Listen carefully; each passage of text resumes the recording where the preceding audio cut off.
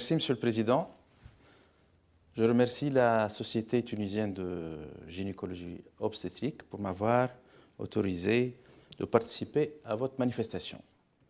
Donc, vous m'avez confié la tâche de parler des astuces et trucs pour faciliter les sutures laparoscopiques. Chose qu'on avait commencé depuis déjà 2007 en se basant sur des principes des Basic Laparoscopic Skills. Ça veut dire décomposer une action en gestes élémentaires de base. L'action ici étant les sutures laparoscopiques et en particulier les sutures, donc les nœuds intracorporels. Ces basic skills nous permettent de composer, donc je disais, une action en gestes, c'est-à-dire d'écrire les étapes une à une de chaque action. Et pour commencer chaque exercice, on va tout d'abord essayer de s'échauffer un peu pour réaliser ou améliorer la coordination entre nos deux mains. L'exercice qui va avec cet objectif, c'est d'essayer de défiler ce fil sans aiguille entre deux instruments qui sont bien choisis, qui sont la porte-aiguille et un instrument, une pince à préhension à pointe fine qui s'appelle la Maryland. Ce fil est déroulé dans un sens, puis dans l'autre sens. Une fois cet échauffement est réalisé, nous commençons à décrire les sutures. Mais tout d'abord, il faudra qu'on connaisse comment exposer l'aiguille à son porte-aiguille avec toutes les sécurités pour nos malades. Et ce geste-là, ou cette action-là, a été décomposée en 5 étapes. Donc vous savez que manipuler une aiguille par les deux instruments, c'est dangereux lorsqu'il s'agit d'un endroit étroit tel que le pelvis. Alors là, c'est pour cela qu'on avait décrit cette action en 5 étapes. La première étape étant de tenir le fil et non pas l'aiguille à 2 cm, 3 cm du talon de l'aiguille. Deuxièmement, déposer l'aiguille dans le sens voulu, que ce soit en coup droit ou en revers. Nous avons choisi le coup droit. L'étape 3, c'est de tenir l'aiguille par la pince gauche. L'étape 4, c'est d'orienter l'aiguille jusqu'à ce qu'elle brille, c'est-à-dire qu'elle est parfaitement perpendiculaire au porte-aiguille. Et l'étape 5 et finale, l'aiguille est prête pour l'action. Donc ces 5 étapes sont obligatoires au début de l'expérience, mais au fur et à mesure qu'on acquiert l'expérience et notre dextérité s'améliore, on peut zapper quelques étapes, 1 à 2 étapes, c'est-à-dire cette action-là sera faite en 4 ou 3 étapes. Maintenant, le nœud en lui-même. Et là, c'est un nœud laparoscopique intracorporel. Je vous décris la façon qu'on réalise dans le service. Donc, nous allons répéter rapidement les mêmes gestes pour l'exposition de l'aiguille. Mais tout d'abord, notez cette plateforme qu'on avait mise de façon circulaire qui nous rappelle la piste d'atterrissage ou de décollage d'un hélicoptère. Donc, les 5 étapes qu'on avait décrites, elles sont là. L'aiguille étant maintenant prête pour faire le nœud, pour passer dans la structure où on va faire le nœud. Dès que l'aiguille sort, on la lâche. Et comme en chirurgie classique, pour faire un nœud, il faut qu'il ait un petit chef, et il faut qu'il soit petit, mais pas trop petit, et un grand chef qui est là dominé par la main gauche non dominante. Dès qu'on atterrit sur la piste d'atterrissage, vous voyez que la boucle est déjà formée d'elle-même et que la porte-aiguille peut faire son double nœud. Encore une fois, ça c'est le nœud classique que souvent réalisent les chirurgiens. Maintenant, pour faciliter encore ce nœud-là, on ouvre la mâchoire du porte-aiguille pour que le fil ne s'échappe pas. La pince gauche accompagne la pince droite et comme en chirurgie à ciel ouvert, il faut que le grand chef soit tendu pour que le nœud soit serré.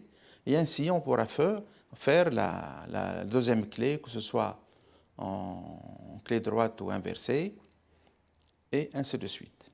Donc, une fois on s'est habitué, les nœuds deviennent assez faciles à réaliser. Mais surtout, il faudra se rappeler qu'il faut revenir à la base, c'est-à-dire atterrir sur cette base-là. Alors, certaines situations sont un peu inconfortables pour le chirurgien. La première situation, c'est lorsque le fil devient court. Que faire? Il faudra allonger un peu le fil, et ça, en utilisant l'aiguille comme une rallonge au fil. Donc, on va tenir l'aiguille, pas du côté de son talon, mais du côté de sa pointe.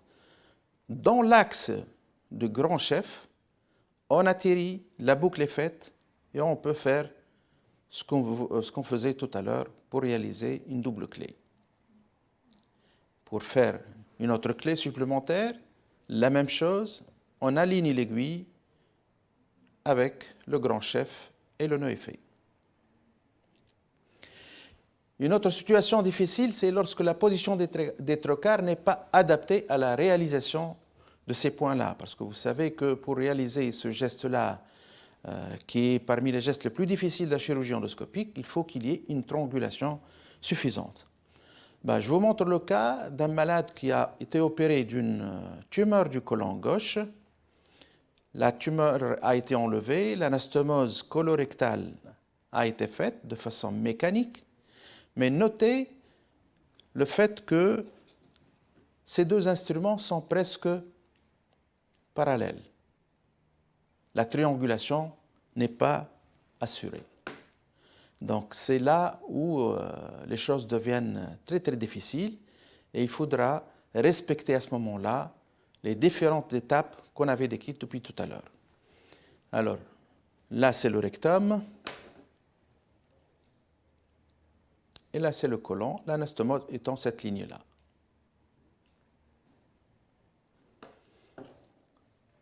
Le passage au niveau du rectum, au niveau du côlon, le point est fait, donc on va serrer. C'est à ce moment-là que les choses se gâtent, et elles deviennent un peu difficiles, du moment que, je le disais, les instruments sont presque parallèles, il n'y a pas de triangulation convenable pour la réalisation de ces points. Mais on respecte les différentes étapes qu'on avait décrites. On atterrit et la boucle est faite. La mâchoire est ouverte. De temps en temps, elle échappe, mais souvent, ça réussit. Et le point est fait. De la même façon, le contre-nœud peut être réalisé en respectant les mêmes étapes. Donc là, c'est un nœud dans le même sens. Pour appuyer encore ce point-là. Et puis, le contre-nœud, vous voyez que c'est un peu plus difficile que tout à l'heure lorsqu'il y a une bonne triangulation, mais on y arrive. Donc là, le point est terminé dans cette situation, deuxième situation un peu difficile. La troisième situation, c'est lorsqu'il s'agit d'un point à réaliser en urgence, par exemple, en cas d'hémorragie active. Et l'hémostasophile en laparoscopie, on appelle le cauchemar du cystoscopiste. L'exemple type de ce genre de situation, c'est lorsqu'on opère les malades qui ont une maladie de Crohn iléale. Et c'est le cas ici. On est en train de réséquer le mésentère de la dernière anse iléale qui est pathologique. Vous voyez que ce mésentère est très épais, très inflammatoire, et malgré l'utilisation de ce moyen d'hémostase qui est très efficace, ça saigne toujours. Et vous notez aussi que c'est pas, on a réalisé déjà auparavant des points sur le méso lorsqu'on a commencé à sectionner. Donc la première chose, c'est de préparer l'aiguille. Elle est toujours là dans le champ opératoire, mais les choses doivent aller plus vite que normalement. C'est pour cela qu'on va se munir de tous les moyens de sécurité, une compresse dans le champ, l'aiguille est déjà dans le champ opératoire et le point est réalisé dans les plus brefs délais pour réaliser immédiatement l'hémostase au fil. Donc c'est une situation un peu stressante, mais ça ne veut pas dire qu'il faudra ne pas respecter les différentes étapes qu'on avait décrites depuis tout à l'heure. Donc vous allez voir que le grand chef atterrit, la boucle est faite, mâchoire ouverte et le nœud est réalisé.